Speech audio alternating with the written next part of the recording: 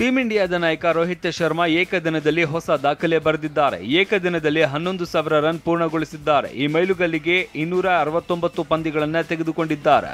ವಿರಾಟ್ ಕೊಹ್ಲಿ ಬಳಿಕ ವೇಗವಾಗಿ 11,000 ರನ್ ಗಳಿಸಿದ ವಿಶ್ವದ 2ನೇ ಆಟಗಾರ ಎಂಬ ಖ್ಯಾತಿಗೆ ಭಾಜನರಾಗಿದ್ದಾರೆ. ಟೀಂ ಇಂಡಿಯಾದ ಶರವೇಗಿ ಮೊಹಮ್ಮದ್ ಶಮಿ ಬಾಂಗ್ಲಾದೇಶ ಎದುರಿನ ಪಂದ್ಯದಲ್ಲಿ 200 ವಿಕೆಟ್ ಕಬಳಿಸಿದ ಸಾಧನೆ ಮಾಡಿದ್ದಾರೆ. 104 ಏಕದಿನ ಪಂದ್ಯಗಳಲ್ಲಿ ಈ ಸಾಧನೆ ನಿರ್ಮಿಸಿದ್ದು ಭಾರತದ ಪರ ವೇಗವಾಗಿ 200 ವಿಕೆಟ್ ಪಡೆದ ಮೊದಲ ಬೌಲರ್ ಎನಿಸಿಕೊಂಡರು.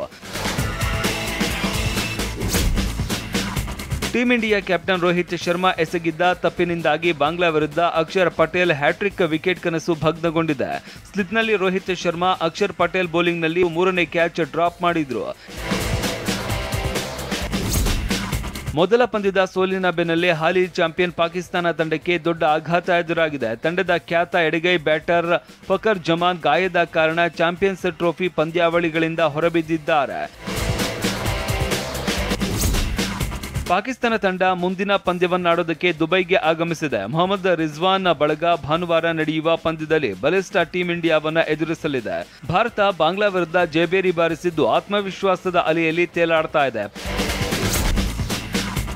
ಪಾಕಿಸ್ತಾನ ತಂಡ ಮೊದಲ ಪಂದ್ಯ ಸೋತು ಅಭಿಮಾನಿಗಳ ಆಕ್ರೋಶಕ್ಕೆ ಕಾರಣವಾಗಿದೆ. ಇದೇ ಹೊತ್ತಲ್ಲೇ ಮಾಜಿ ಕ್ರಿಕೆಟಿಗ ಕಮ್ರಾನ್ ಅಕ್ಮಲ್ ಪಾಕ್ ವಿರುದ್ಧ ಕಿಡಿಕಾರಿದ್ದಾರೆ.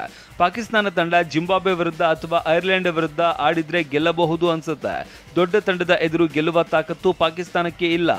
ಚಾಂಪಿಯನ್ಸ್ ಟ್ರೋಫಿಯಲ್ಲಿ ಪಾಕ್ ಒಂದೂ ಮ್ಯಾಚ್ ಗೆಲ್ಲಲ್ಲ, ಗೆದ್ದರೆ ಅವರ ಪುಣ್ಯ ಅಂತ ಪಾಕಿಸ್ತಾನದ ವಿರುದ್ಧ ಆಕ್ರೋಶದ ಮಾತುಗಳನ್ನಾಡಿದ್ದಾರೆ.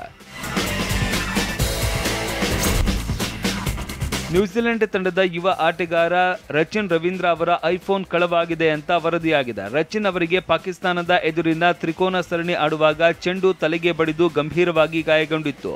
ಚಿಕಿತ್ಸೆಗಾಗಿ ಆಸ್ಪತ್ರೆಗೆ ತೆರಳಿದ ವೇಳೆ ಕಳ್ಳರು ರಚಿನ್ ಐಫೋನ್ ಅನ್ನ ಕಳವು ಮಾಡಿದ್ದಾರೆ. ಬೆಂಗಳೂರಿನ ಚಿನ್ನಸ್ವಾಮಿ ಸ್ಟೇಡಿಯಂನಲ್ಲಿ ಇವತ್ತು ಮಹಿಳಾ ಪ್ರೀಮಿಯರ್ ಲೀಗ್ನ ಮೊದಲ ಪಂದ್ಯ ನಡೆಯಲಿದೆ. ರಾಯಲ್ ಚಾಲೆಂಜರ್ಸ್ ಬೆಂಗಳೂರು ತಂಡ ಮುಂಬೈ ಇಂಡಿಯನ್ಸ್ಗೆ ಸವಾಲೆಸೆಯಲಿದೆ. ಮುಂಬೈ ಮಣಿಸೋದಕ್ಕೆ ಸಜ್ಜಾಗಿರುವ ಸ್ಮೃತಿ ಮಂದಾನ ಬಳಗ ಹ್ಯಾಟ್ರಿಕ್ ಗೆಲುವಿನ ಕನಸು ಕಾಣ್ತಾ ಇದ್ರು. ಪತ್ನಿ ಧನಶ್ರೀ ಜೊತೆಗಿನ ಡಿವೋರ್ಸ್ ವದಂತಿ ನಡುವೆ ಟೀಂ ಇಂಡಿಯಾದ ಸ್ಟಾರ್ ಸ್ಪಿನ್ನರ್ ಯಜುವೇಂದ್ರ ಚಹಲ್ ಇನ್ಸ್ಟಾಗ್ರಾಂನಲ್ಲಿ ನಿಗೂಢ ಪೋಸ್ಟ್ ಒಂದನ್ನು ಹಾಕಿದ್ದಾರೆ. ನಾನು ಎಣಿಸಿರುವುದಕ್ಕಿಂತ ಹೆಚ್ಚು ಬಾರಿ ದೇವರು ನನ್ನನ್ನು ರಕ್ಷಿಸಿದ್ದಾನೆ.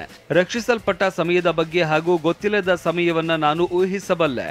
ಧನ್ಯವಾದಗಳು ದೇವರೇ ಅಂತ ಚಹಲ್ ಬರೆದುಕೊಂಡಿದ್ದಾರೆ. ಚೆನ್ನೈ ಸೂಪರ್ ಕಿಂಗ್ಸ್ ತಂಡಕ್ಕೆ power hitter Suresh Raina fielding coach ಆಗುವ ಸಾಧ್ಯತೆ ಇದೆ.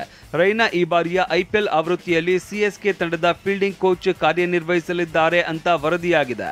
ಆದರೆ ಈ ಬಗ್ಗೆ ಸಿಎಸ್ಕೆ ತಂಡ ಇನ್ನೂ ಕೂಡ ಅಧಿಕೃತ ಮಾಹಿತಿ ನೀಡಿಲ್ಲ.